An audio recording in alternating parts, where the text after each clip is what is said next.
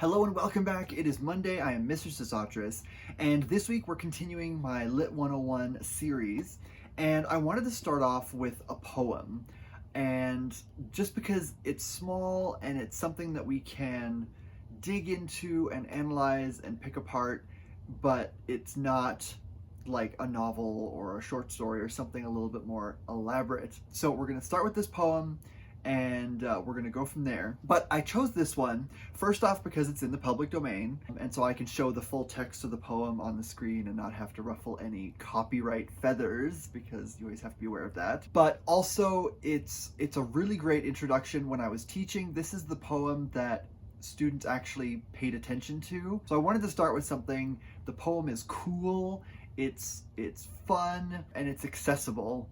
And so it's a good kind of entry point into literary analysis. So let's get into it. So analyzing a text, as I mentioned before, is not about you analyze a text so you can check off, yes, I have analyzed this poem.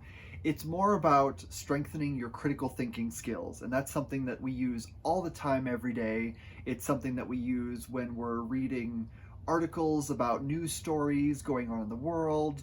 Critical thinking is just one of the best skills that we have, and it's always good to kind of strengthen those muscles or poke it with a stick and pull it in different directions so that you are just kind of aware of things and you're able to look past sort of the superficial elements, because, you know, social media, all it cares about is like the headline, and all it cares about is like emotion. So it's like, here's a headline that will make you angry, and this angry headline will make you share it, and that's how we get traction online.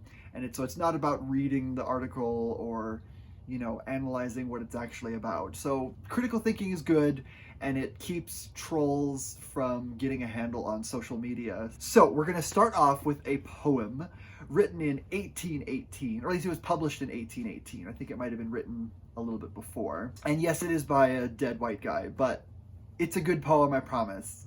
Just work with me here. So I'm going to read through the poem, and I'll have the full text on the screen while I'm reading it.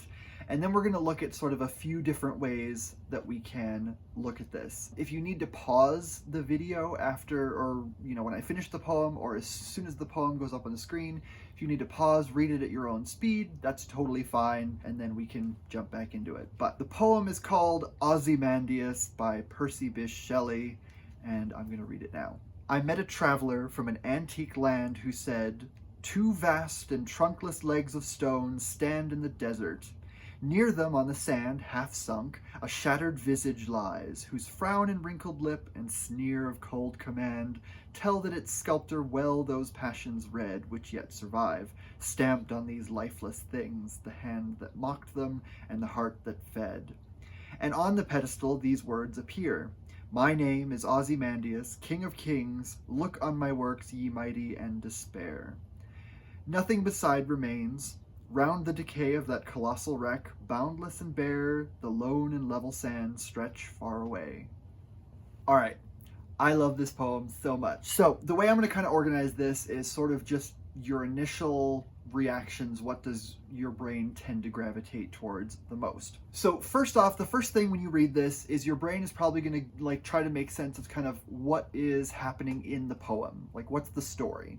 And some poems don't have stories, and that's fine. Some poems are more about the feel of the language and playing with form and structure. Some poems are about like one singular image that they use to kind of draw you in. But there are some poems that tell a story, and this is one of them. So looking just at the content of the poem, what story is it telling? So in this one, we've got the speaker of the poem who meets someone else, and that other person tells them about a statue that they saw in the desert. And they describe what it looks like, and they describe what's written on the pedestal there, and it kind of ends at that. So it's pretty simple. It says, hey, I met this person, he told me about this statue in the desert, and this is what he said. But it's not a simple poem. It's a simple setup, but there's a lot of depth to be found in here. The first thing you might ask is, how come the speaker of the poem is talking to someone else who saw the statue? Like, if you're the one writing this poem, couldn't you have just written it as, I came across this statue in the desert and I saw what it was. Like, why could the poet have decided to set it up as like secondhand knowledge? One thing that I really like about this is that it gives us kind of a sense of distance to the statue. It's not the person just coming across the statue and saying, oh, that's an interesting thing that I saw. It's a story being told to someone, and it's a traveler from an antique land. So the person who's telling the story is sort of from another culture, another cultural background. And they're the ones telling the story to our speaker. We don't know who the speaker is. The speaker of a poem sometimes can be the poet, but not always. It doesn't have to be the poet. So I usually go into a poem assuming that the speaker of the poem isn't the poet. So this isn't Percy Shelley speaking. This is just the speaker of the poem. We'll just call him the speaker. And so the way that this is set up, it almost has the feel of sort of a folk tale or a legend. There's kind of this suggestion of memory, because you've got a person who's recalling a time when they saw the statue to the main character, and then the statue itself is recalling an ancient time when this king, who obviously was very powerful and very influential, created this statue as a monument to himself. There's this deliberate focus on memory. So you've got the statue as a monument to the past, and then you've got this traveler from an antique land who's telling the story of the statue that he saw in the past. So it's like secondhand knowledge coming to the present by way of multiple sources. The warning on the statue doesn't really mean a lot to us, the reader. So we aren't necessarily impressed by the warning on the statue where it says, look on my works, ye mighty, in despair. It's like, we're not really going to despair, because it's like all we're seeing is a shattered statue. We don't have the context for what's going on. And so there is kind of this lack of civilization to back up the statue. And so there is this sort of intentional disconnect between what the statue symbolizes, or what it was supposed to symbolize, and what it sort of means to us now. Now we look at it and we're seeing it through the eyes of the speaker, through the eyes of the traveler, and it's just a ruin in the desert. But obviously back in the day, this statue was impressive and important and magnificent, and it stood for something. So even just looking at the context of the poem, not talking about anything else, just the story that's being told, it's very much talking about sort of the things that civilizations leave behind and what they could mean to people who come across them, or who come across other people who have come across them, who tell them about it. It's like the game of telephone, where the significance of something kind of decreases the more people pass it on to someone else. So it's kind of talking about sort of, no matter how great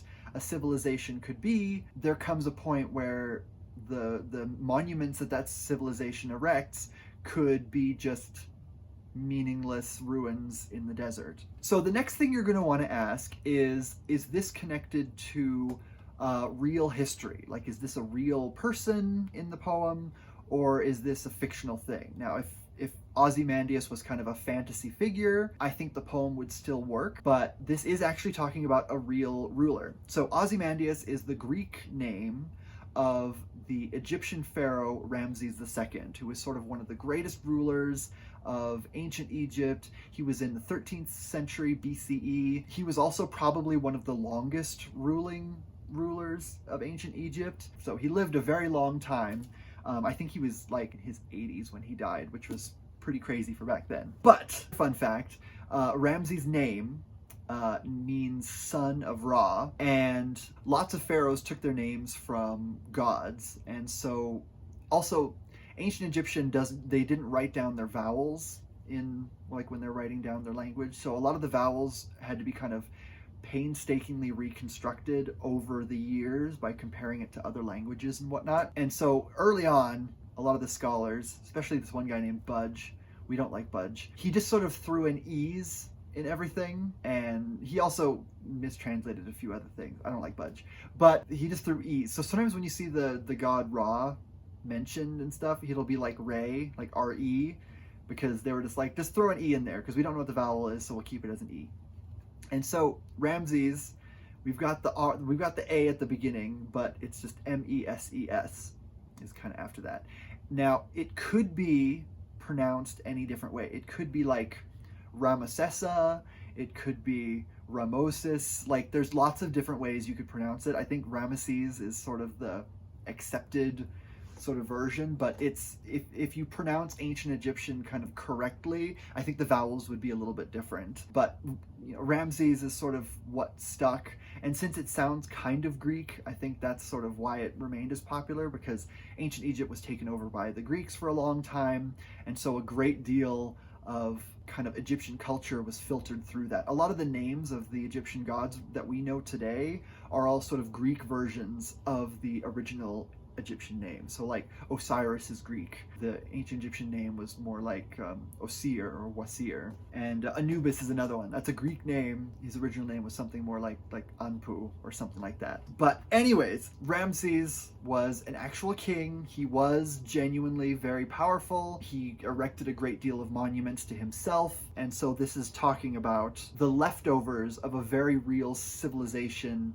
and the monuments honoring a very real ruler. So one way you could look at this, you're like, okay, why is this important? Why couldn't he have just used a fictional king? And I think using a real ruler kind of makes it feel a little more grounded. This isn't just saying, oh yeah, kings are bad, and I don't think this is saying kings are bad, but it could be seen as a way to criticize hubris, because this is a real ruler who was genuinely really powerful and very famous, and all we see is sort of one lone statue, and the poet places the statue in the middle of like a barren wasteland. So it's not even a statue next to like a ruined temple or a statue, in some place recognizable, like the Valley of the Kings or something. It's a statue in the middle of nowhere, and it's sort of just cut off from the civilization that created it. And so you've got this sort of implicit criticism of no matter how powerful this king was, his greatest works to himself, a testament to his power and his genius and his impressive strength, is now just sort of disconnected from all that, and it's just a statue in the middle of nowhere. And it's not even like a completed statue. It's broken, as you see in here. We've got just the legs of stone. And it says, near them on the sand, half sunk, a shattered visage lies. So that's the face. The visage is the face. So the head of the statue is broken off, and it's half sunk in the sand, just kind of nearby. So obviously the statue is not only old and forgotten, but it's broken and it's been shattered, and it's just sort of lying there, broken and kind of abandoned. There's an interpretation to be made here about sort of criticizing the hubris of great rulers. It could also be talking about the tragedy of the loss of great civilization. That's another way you could interpret it, where, ancient Egypt was incredibly powerful, sort of the center of the world for a long time, and great innovators, and all that's left of them are sort of statues and memories. I think Shelley was being a little shady, and so I think he was maybe more being critical of the concept of a great ruler, sort of like a testament to their hubris being sort of forgotten in a desert and having lost all its power, especially because it's like round the decay of that colossal wreck. I don't know, that just seems to suggest that it's not just a tragic loss of a civilization. This is it's like this person thought he was so powerful and so incredible, and look at him now. The greatest statue to his might is now just a wreck, and it's decaying and forgotten. So I don't know, I think Shelley's being a little salty, but you can interpret it in different ways. So the next thing we're going to want to look at for this, we've looked at kind of the story, we've looked at the historical context. Next you want to look at kind of the poem itself, because poems are cool because they play with language and they play with words. And that's why poetry is such a great art form. It's not just about telling a story short. It's about using language to surprise you in interesting ways. So if we're going to look at just the structure of it, so we're not going to talk about the story of the poem, we're not going to talk about the history, we're just going to look at the words and the structure. This is a type of poem called a sonnet. You've probably heard of them before. It's my favorite form poem. Form poems are basically it's like a template for a poem, where it's like, these are the rules. You have to have this, that, and you have to do this, that, but you have to make it unique and you have to make it your own. And so a sonnet, They originally came from Italy, and Italian sonnets are a little bit different because Italian has a lot more rhyming words. There's a lot more similar endings to words. And so Italian sonnets are all about kind of rhyming couplets. And so you've got 14 lines of rhyming couplets, and then the poem itself is written in kind of what's called iambic pentameter. And it's like, what the heck does that mean? You've probably heard that a million times. So an iamb, I-A-M-B, is like a bouncing kind of movement, and pentameter means 5. So it's basically 5 of these like bouncing rhythms. I know that sounds really stupid, but here, I'll read it badly and you'll hear the thing. So, I met a traveler from an antique land, that's the 5, who said to vast and trunkless legs of stone. So that's that ba-dump, ba-dump, ba-dump, ba-dump, ba-dump. And there's 5 of those in each line. So there's 10 syllables in each line, 5 of these iambs, and 14 lines total. And you've got rhyming couplets kind of throughout. They're basically like, it's like a square, and you have to write a complex, amazing poem that like blows your mind that fits into this little square.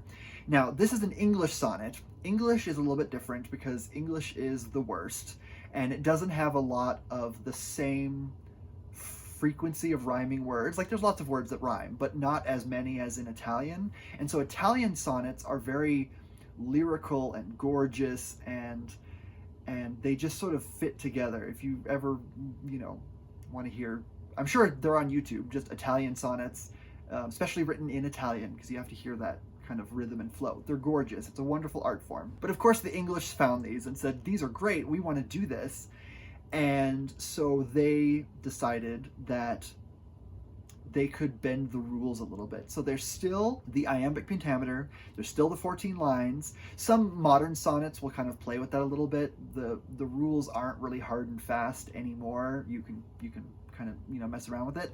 There's still going to be sort of rhymes, but this poem kind of plays with the rhymes. The rhyme scheme is almost decomposing, if that makes sense, and that kind of fits with the content of the poem, because the rhyme scheme isn't quite very rigid. So I'll show what I mean. So if we go through and just look at the last lines of each word, and I've got it up here on the screen. So we've got land, stone, sand, frown. So already we've got land and sand, those rhyme. Stone and frown don't rhyme, but they're close. That's what's called a slant rhyme. And also this was written in the early 1800s, and it was written in like Britain. So the pronunciation probably was a little bit different. If you go back even farther, English pronunciation was very, very different. Like in Shakespeare, the word loved and proved would have rhymed in Shakespeare's time, because proved would have been pronounced more like proved, and so loved and proved, and so those did rhyme.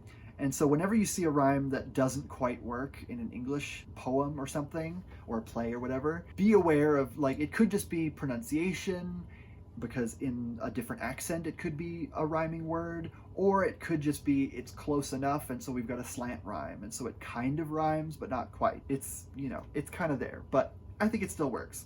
Moving on, we've got command, read, things, fed. And so command obviously rhymes with land and sand, so it's not like sets of 2. We've now got 3 lines that rhyme. So land, sand, command, stone, frown. But then we've got red, and that goes into another section where we've got red, things, fed, appear, kings, despair. And you're like, what? There's like, what's going on here? So we've got red and fed, so those rhyme. Things rhymes with kings, but those 2 lines are pretty separate. Appear and despair are probably meant to rhyme. It could be something like appear, despair. Again, it could be a slant rhyme, it could just be a difference in pronunciation, but appear and despair are kind of the 2 words there. And then we've got decay, bear, and away. So bear rhymes with despair, so that makes sense. We've got appear-ish, despair, bear, decay, and away, so those rhyme. But if you look at it, the whole thing, the rhyme scheme isn't very neat and tidy. It's almost like the rhymes themselves are sort of crumbling and falling apart. Because normally, when you have an English sonnet, you've got like A, B, C, D, E, F, G, G. And so the last 2 lines would kind of rhyme with each other. And that's what you see in sort of Italian sonnets. But in this one, he's playing around with that sort of rhyme scheme. He's saying, we don't need to follow the rules, because he was a rebel. And so we've got these weird rhymes where you've got land, sand, command, okay, stone, frown, kind of, red, fed, things, kings, okay, appear, despair, bear, kind of, decay and away. So there are rhymes there, but they're not very neat and tidy. But the statue itself is sort of not very neat and tidy.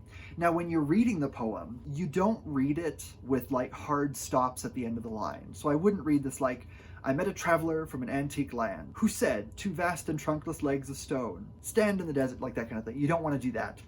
And so when you read it out loud, you just sort of stop where the punctuation stops. You'd say, I met a traveler from an antique land who said, two vast and trunkless legs of stone stand in the desert. So that's kind of how you'd read it. But when you're seeing it on the page, you see kind of the sonnet structure of it. So poetry is really cool because the way it's written and the way it's read will be kind of different. You can have some poems that have really short lines, and so maybe like 2 or 3 words per line, and it's a very long poem, very skinny. But when you're reading it out loud, you would just sort of read it naturally. But I don't know, there's something to be said about looking at the structure of this kind of poem, because there's things to be learned there. And also you can look at other things here, and there's lots of ways you can study poetry. But one thing I really like, one thing that always jumps out at me and makes me happy, is alliteration. And I really like the way it's used at the end of the poem, because you get this sort of sense of the image of what's being described, but it's supported by the sound of the words. So I'm talking about the alliteration in the last 2 lines, where you've got boundless and bare, the lone and level sands stretch far away. So we've got boundless, bare, so B sound. Then we've got lone and level, so we got this L sound. And then we've got sands stretch. We've got this S sound. So it's literally like you've got sort of boundless and bare, the lone and level sands stretch away. And so you've got this kind of sense of sort of this empty, yawning wasteland with flat sand, and there's nothing there. There's no like tall mountains and canyons and valleys and anything like that. It's just sort of flat and empty and desolate. We don't have any like T, D sounds. We don't have any kind of sharp, aggressive sounds. B is kind of a bit softer, so maybe it suggests like slight hills. We've got lone and level sand, so L is kind of a flat and featureless sounding letter. And then we've got S, which is like the desert winds almost. So it's sort of like special effects in the poem, where you've got this description of kind of this yawning emptiness going off in the distance, far away behind this empty statue that's broken in the middle of nowhere.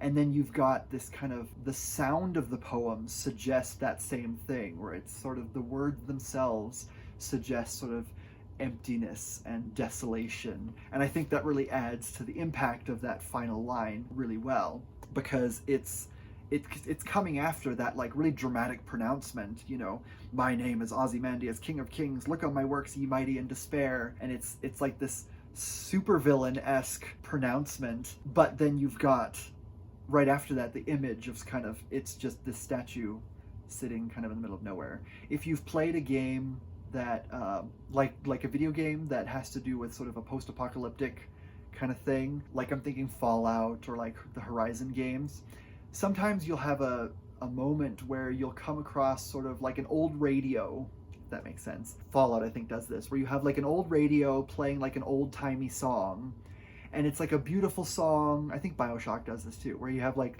this like beautiful song from kind of a bygone age, and the sound of it sort of is lonely and sad, because you've got this sort of beautiful old-timey song, but what you're seeing is like ruins and waste and tumbled down buildings and cobbled together shelters, and there's kind of that disconnect between the relic of the bygone age with what the reality is now. And I think that's a really cool effect, and we see that all the time. We see that in pop culture all the time. So even though this is an old poem from the 1800s, this is definitely something that I think still resonates with a lot of people today. And one of the things I wanted to talk about is when you're looking at sort of what does the poem mean and what its value is as a work of art, you can look at how it's reflected in pop culture today, because this poem is everywhere. One really good example that I really like is the graphic novel Watchmen. There's a character in it whose name is Ozymandias, and he sort of takes his cues from being this like great ruler. He uses lots of Egyptian epic decorations in his lair, and it's very grandiose, and he kind of has this concept of he's like handsome and he's powerful and he's smart, and so he's sort of this person who can change the world for the better because he knows better, and there's no one to stop him because he's so powerful. And if you look at the chapter or the issue where sort of he features widely, you notice the title is "Look on me, my works, ye mighty." So we've got a quote from the poem in there, and this is him here. There we go, there's him. But so he's got this kind of pharaoh thing going, even though he's like this white blonde guy. But of course he uses the Greek name. He doesn't call himself Ramses, he calls himself Ozymandias. So he uses the Greek name, so he's kind of connecting himself to sort of Western civilization, and he knows better, and he's sort of this all-powerful person, and he sort of, can do whatever he wants. And so in this sense, the reference to the Shelley poem is this concept of a ruler who is so disconnected from kind of the reality of how people should live. He thinks he knows better than everyone else because he's super powered and he's strong and he's very intelligent, and so he's sort of the greatest king. And so there's this suggestion that like no matter how great you are, you can always fall. And that connects with another great example of how this poem is used, and that is the show Breaking Bad. There's an episode, I think in the 5th season, but it might be in the 4th season, but it's near the kind of the end, called Ozymandias. And I think in the episode he quotes some of the poem, but there was a great promo to the episode where the guy who plays Walter White read the poem. I think it's like an edited version of the poem. It might not be the entire thing, but he reads the poem over sort of shots of sort of all the things that he's created. So in the show, this guy sort of ends up, he's just this normal everyday guy. He's like a chemistry teacher, and he discovers he has cancer, and there's no way he can ever pay for the treatment. And so he gets into creating crystal meth, and in that he ends up creating this like huge drug empire. Like he just becomes disgustingly wealthy, and he kind of his main thing is hubris, because he thinks that no one can stop him because he knows better than everyone else. You're seeing a theme here.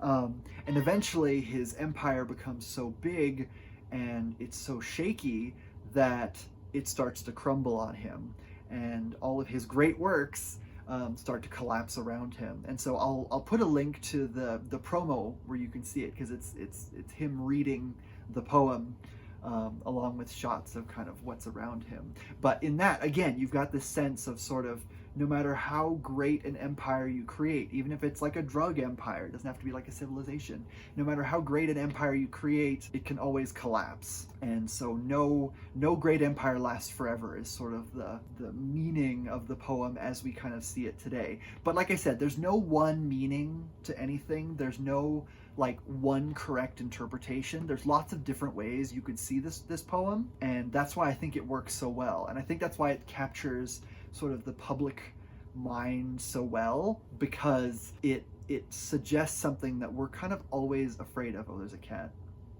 There we go.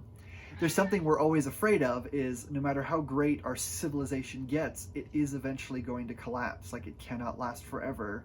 No great civilization lasts forever. And I think this poem kind of speaks to our anxiety about that, and also maybe the fact that we think that it's a good thing that happens, because every great empire always becomes sort of corrupt and dangerous, and it starts to kind of eat itself in the end. And so there's all kinds of interesting things that are kind of in the back of our minds all the time, talking about sort of how the world is now. And I think this poem really speaks to that. But I really love this poem, but I'm curious, is there anything else that sort of jumped out at you personally while you were reading this? Is there something in it that you found really interesting or scary or insightful, or if there was like a poetic moment that sort of you thought was really beautiful, or it didn't work? Is there like something about the poem that sort of is unsettling or strange or confusing? Anything like that, I'd love to hear about it in the comments. And I did say in the first video that I wasn't going to assign like homework, and I'm not. This is totally optional, but your homework for the day: pick a song by your favorite musician, especially someone who's really known for lyrics, and look up the lyrics online. You can like just type in like the name of the song and then lyrics, and you can easily find it. And just look at the lyrics of the song as like a poem, and see if you can find something in there that really jumps out at you. It could be like a rhyme that's really cool, or an image that you find really interesting, or it could be a metaphor or a unique line construction that you think is interesting, and share it in the comments. Let us know what the song is, and then the part of the song that always gets you, because I don't want this to be just a thing where we focus on like, this is good art and it's old and part of the established canon, and so that is good art and everything else is bad art. I don't believe in any distinction. There's ways where you can use critical thinking to analyze anything, even like a Dr. Seuss story. But find a song that you like, and tell me about it in the comments, and talk about your favorite part of that song in terms of the lyric. What jumps out at you? What do you find interesting? And with that, I will see you next week. In the meantime, happy reading. Bye.